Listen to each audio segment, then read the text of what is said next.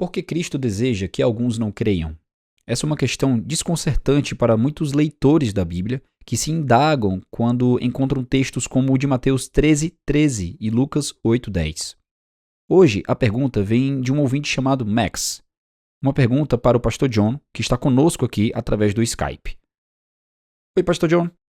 Você poderia explicar a parábola de Jesus em Lucas 8, versículos 9 a 15, na qual ele cita Isaías 6:9?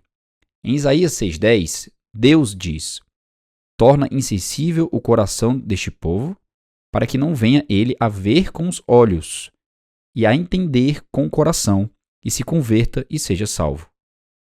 O que me deixa perplexo é que Deus, propositalmente, deixa as pessoas sem salvação, ainda que 1 Timóteo 2,4 afirme que Deus deseja que todos os homens sejam salvos e recebam salvação.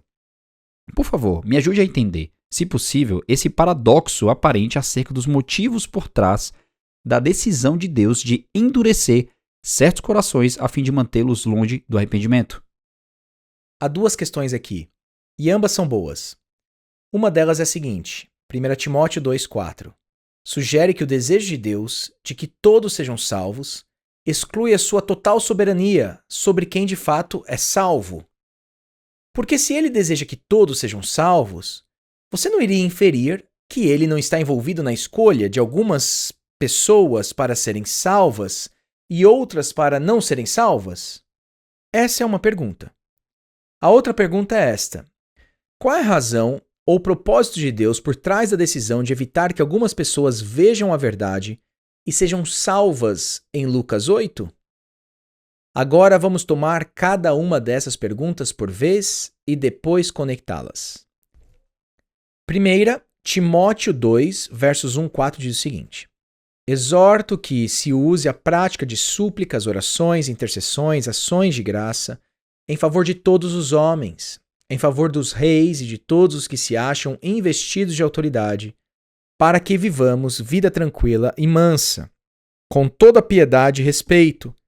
Isto é bom e aceitável diante de Deus, nosso Salvador, o qual deseja que todos os homens sejam salvos e cheguem ao pleno conhecimento da verdade. Esses versículos trazem a pergunta: se Deus deseja que todas as pessoas sejam salvas, por que todas as pessoas não são salvas? Essa é a pergunta. E a resposta tipicamente moderna, e por moderna eu estou falando das últimas 2 ou 3 centenas de anos, diz que o livre-arbítrio humano, a sua própria determinação, impede que Deus faça o que ele deseja fazer, a saber, salvá-los. Agora, eu não acho que essa seja uma resposta bíblica. Eu acho que essa seja uma pressuposição filosófica trazida para o texto e não ensinada em lugar algum na Bíblia. Eu não acho que o homem tem aquele tipo de livre-arbítrio, aquele tipo de determinação própria que pode contrariar a vontade soberana de Deus de salvar quem quer que ele deseje salvar. Ao vencer corações duros, sua resistência e sua rebelião e dar a eles um novo coração pela fé. Nos ensinos de Paulo, fé é um presente de Deus, não uma criação do homem que sai de sua própria determinação suprema. Não é um produto do livre-arbítrio, compreendido como um poder da própria determinação. Você pode ver isso em Filipenses 1:29. Você pode ver isso em Efésios 2:8.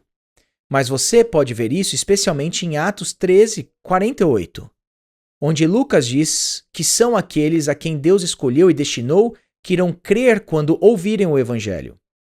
Ele diz o seguinte: os gentios regozijavam-se e glorificavam a palavra do Senhor, e creram todos que haviam sido destinados para a vida eterna. Eu acredito que isso signifique que a determinação humana não é a explicação final para entender por que todas as pessoas não são salvas. Apesar de Paulo dizer que Deus deseja que todas as pessoas sejam salvas em 1 Timóteo 2,4. Na verdade, Paulo diz mais nessas cartas a Timóteo. Por exemplo, em 2 Timóteo 2, 24 e 25, ele diz isto: o servo do Senhor deve ser brando para com todos, disciplinando com mansidão os que se opõem, na expectativa de que Deus lhes conceda não só o arrependimento, para conhecerem plenamente a verdade.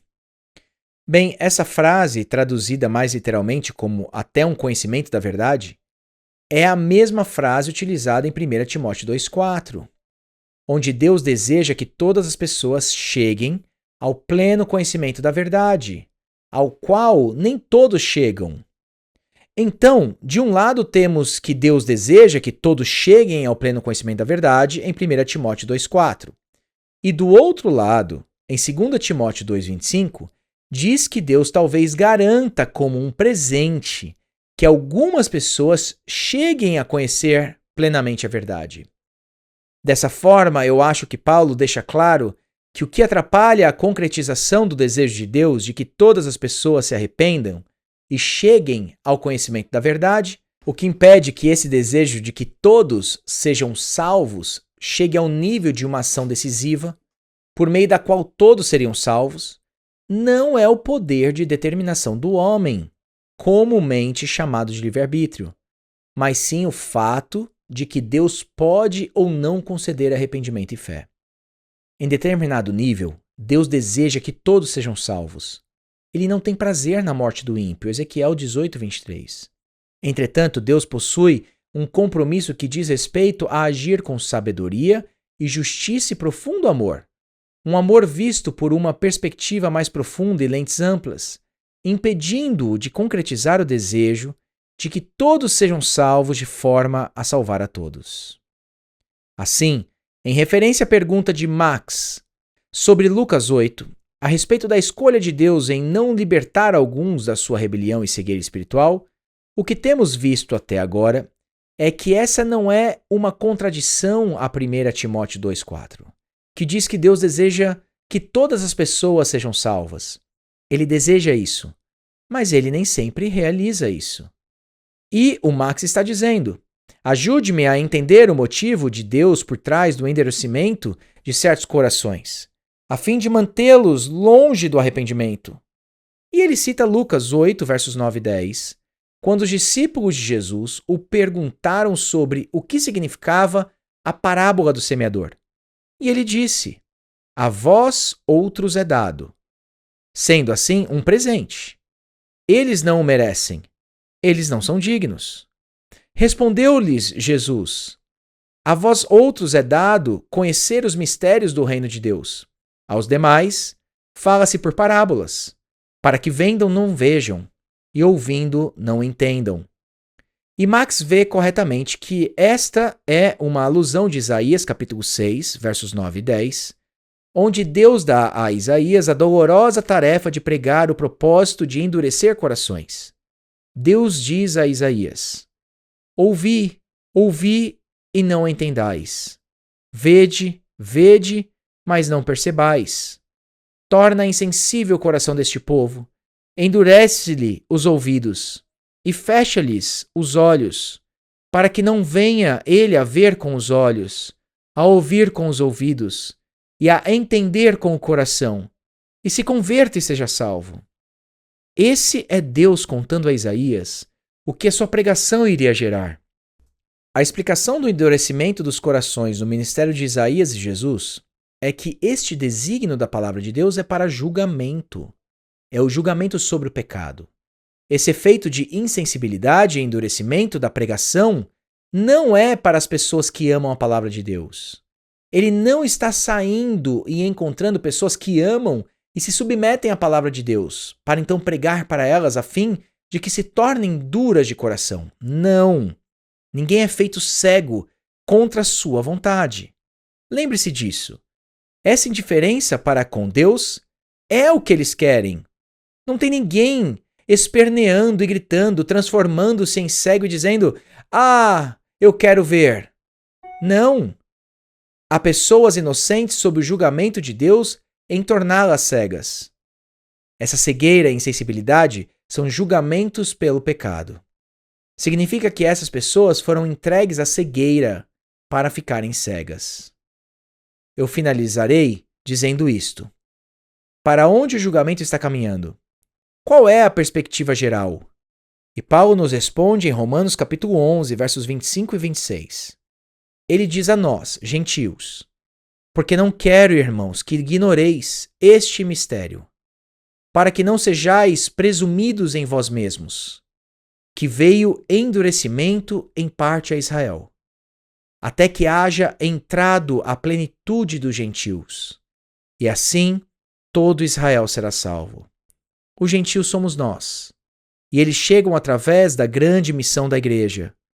Assim, o julgamento está levando à salvação.